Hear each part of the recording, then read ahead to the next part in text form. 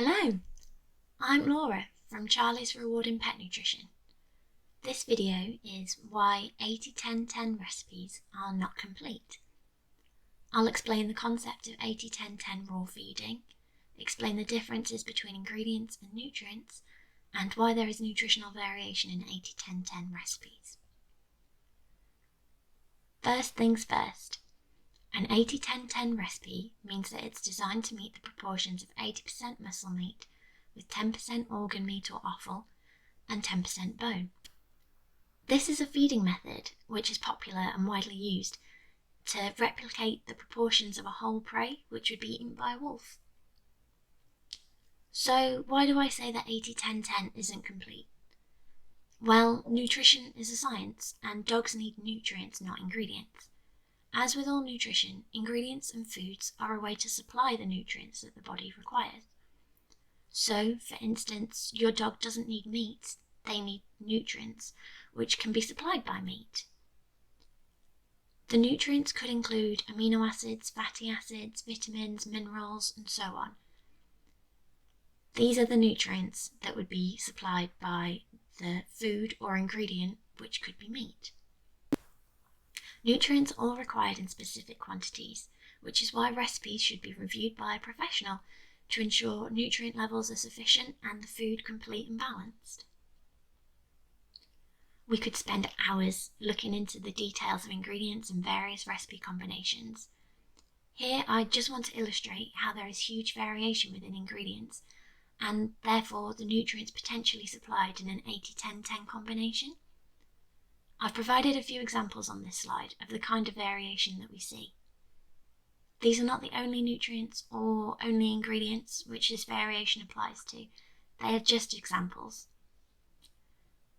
Here you can see that liver from two different animal species, beef and chicken, has a massive difference in the copper content. The copper supplied by chicken liver is only 0.5% of that which is supplied by the beef liver, when we compare them per 100 grams.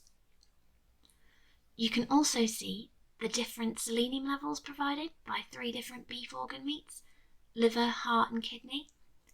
There is huge variation in the selenium levels provided, with beef kidney containing 6.5 times the quantity supplied by beef heart. This variation isn't exclusive to offal.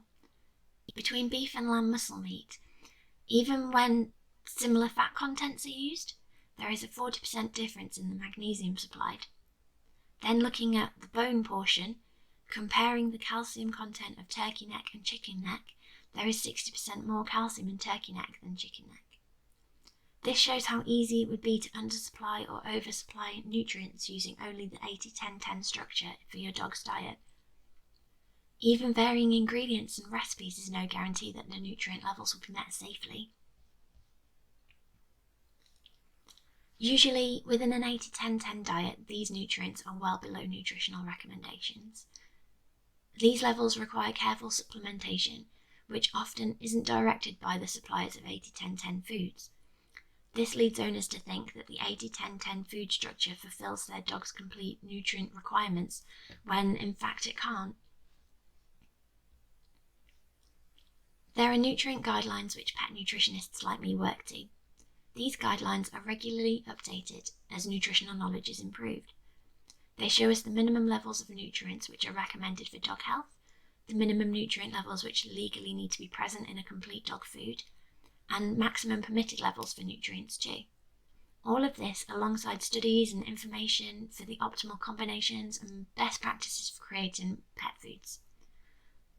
This includes pet foods of all formats, whether that's raw, kibble, wet food, fresh food, etc. It's vital to adhere to all of these minimum and maximum nutrient levels in order to avoid deficiency or toxicity, which can cause a whole host of health problems and even death in severe cases.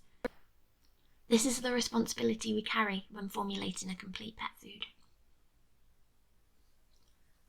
You can see that simply following the 80-10-10 proportions does not mean that the diet is complete for your dog. Recipe combinations could easily be deficient in nutrients whilst oversupplying others. This is why it's important for diets to be professionally formulated to meet nutrient requirements.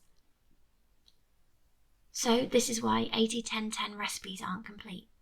A supplemented and carefully designed raw, homemade food can be complete and balanced for your dog, but simply following the 80-10-10 proportions does not guarantee that your dog's nutrient requirements are being met.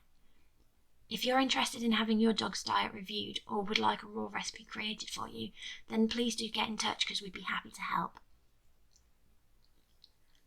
If you haven't already, then follow us on social media. You can find lots of information, tips and recommendations on our pages. You can also reach us via our website, rewardingpetnutrition.com, or send us an email. We'd be really happy to hear from you. Have a great day!